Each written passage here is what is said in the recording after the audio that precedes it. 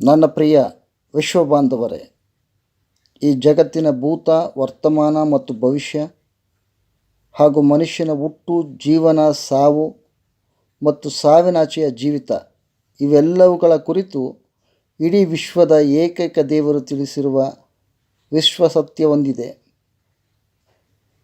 ಈ ಸತ್ಯವನ್ನು ಇಡೀ ಜಗತ್ತಿಗೆ ತಿಳಿಸುವುದೇ ಕ್ರೈಸ್ತರ ಆದ್ಯ ಕರ್ತವ್ಯ. ಕ್ರೈಸ್ತರು ಯಾರ ವಿರೋಧಿಗಳೂ ಅಲ್ಲ, ಅಸತ್ಯದ ವಿರೋಧಿಗಳು. ಈ ಸತ್ಯದ ವಿರುದ್ಧವಾಗಿ ಹೆಣೆದುಕೊಂಡಿರುವ ಅಸತ್ಯದ ವಿರೋಧಿಗಳು.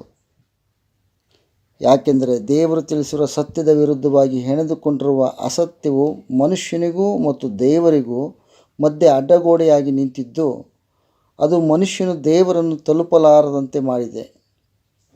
ಮನುಷ್ಯ ಮತ್ತು ದೇವರ ನಡುವೆ ಇದ್ದ ನಿಕಟ ಸಂಬಂಧವನ್ನು ಕಡಿದು ಹಾಕಿದೆ. ಈ ಸಂಬಂಧವನ್ನು ಪುನಃಸ್ಥಾಪಿಸಲು ದೇವರು ತಿಳಿಸಿರುವ ವಿಶ್ವಸತ್ಯವನ್ನು ಇಡೀ ಮನುಕುಲಕ್ಕೆ ತಿಳಿಸುವ ಜವಾಬ್ದಾರಿ ಕ್ರೈಸ್ತರದು. ಕ್ರೈಸ್ತರು ಎಂದರೆ ಮತಾಂತರ ಹೊಂದಿದವರಲ್ಲ. ದೇವರು ಹೇಳಿರುವ ಈ ವಿಶ್ವಸತ್ಯವನ್ನು ಕೇಳಿ ತಮ್ಮ ಜೀವಿತದಲ್ಲಿ ಅಳವಡಿಸಿಕೊಂಡವರು ಮಾತ್ರ ಕ್ರೈಸ್ತರು. ಅವರು ಈ ಸತ್ಯವನ್ನು ತಾವು ಅಳವಡಿಸಿಕೊಳ್ಳುವುದು ಮಾತ್ರವಲ್ಲದೆ ಇತರರಿಗೂ ಈ ಸತ್ಯವನ್ನು ತಿಳಿಸುವ ಜವಾಬ್ದಾರಿ ಹೊತ್ತವರೇ ಕ್ರೈಸ್ತರು. ಕ್ರೈಸ್ತರು ಅಂದರೆ ಆಸೆ ಆಮಿಷಗಳನ್ನು ಒಡ್ಡಿ ಮತಾಂತರ ಮಾಡುವವರಲ್ಲ, ಬದಲಾಗಿ ಇತರರಿಗಾಗಿ ತಮ್ಮ ಜೀವಿತವನ್ನೇ ಮುಡುಪಾಗಿಟ್ಟವರು. ದೇವರು ಹೇಳಿರುವ ಸತ್ಯವನ್ನು ಹಾಗೂ ದೇವರ ಮಗನು ಮನುಕುಲಕ್ಕಾಗಿ ಮಾಡಿರುವ ತ್ಯಾಗ ಮತ್ತು ಬಲಿದಾನವನ್ನು ಮತ್ತು ದೇವರ ಮುಂದಿನ ಯೋಜನೆಗಳ ಕುರಿತಾದ ವಿಶ್ವದ ಸತ್ಯವನ್ನು ಇಡೀ ಮನುಕುಲಕ್ಕೆ ತಿಳಿಸುವುದಕ್ಕಾಗಿ ತಮ್ಮ ತನು, ಮನ ಮತ್ತು ಧನಗಳನ್ನು ಅರ್ಪಿಸಿಕೊಂಡವರು.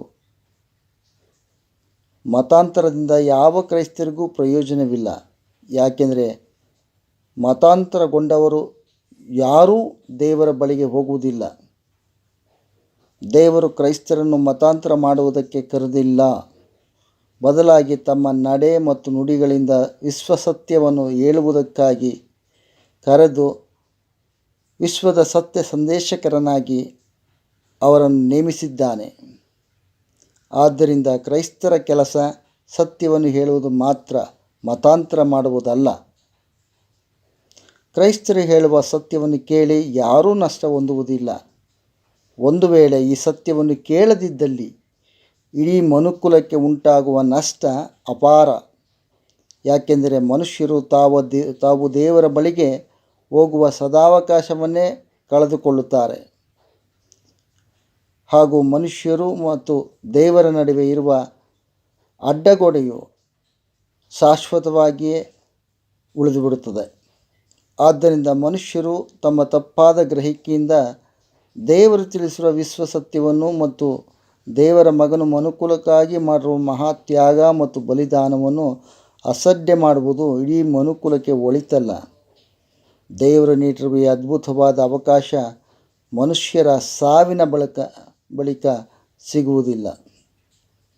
ಆದ್ದರಿಂದ ಮನುಷ್ಯರು ತಾವು ಜೀವದಿಂದಿರುವಾಗಲೇ ದೇವರು ತಿಳಿಸಿರುವ ಸತ್ಯವನ್ನು ತಿಳಿದುಕೊಂಡು ಮತ್ತು ತಮ್ಮ ಜೀವಿತದಲ್ಲಿ ಅದನ್ನು ಅಳವಡಿಸಿಕೊಳ್ಳಬೇಕಾಗುತ್ತದೆ. ಆಗ ಮಾತ್ರ ದೇವರ ಮಕ್ಕಳಾಗಿ ಶಾಶ್ವತವಾಗಿ ದೇವರೊಂದಿಗೆ ಜೀವಿಸಬಹುದು. ದೇವರ ಮಗನಾಗುವ ಮತ್ತು ಮಗಳಾಗುವ ಪ್ರಯತ್ನ ಪ್ರತಿಯೊಬ್ಬ ಮನುಷ್ಯಳದು ಆಗಬೇಕೇ ವಿನಃ ಯಾವುದೇ ಜಾತಿ ಧರ್ಮದ ಮಕ್ಕಳಾಗುವ ಪ್ರಯತ್ನವಲ್ಲ. ಯಾಕೆಂದರೆ ಜಾತಿ ಧರ್ಮಗಳು ಮನುಷ್ಯನನ್ನು ದೇವರ ಬಳಿಗೆ ನಡೆಸುವುದಿಲ್ಲ. ದೇವರು ಹೇಳಿರುವ ಸತ್ಯ ಮಾತ್ರ ಮನುಷ್ಯರನ್ನು ದೇವರ ಬಳಿಗೆ ನಡೆಸುತ್ತದೆ. ಈ ಜಗತ್ತಿನ ಎಲ್ಲ ಮನುಷ್ಯರು ದೇವರ ಮಕ್ಕಳಾದಾಗ ಮಾತ್ರ ಎಲ್ಲ ಮನುಷ್ಯರನ್ನು ಸಹೋದರರಂತೆ ಮತ್ತು ಸಹೋದರಿಯರಂತೆ ಕಾಣಲು ಸಾಧ್ಯ.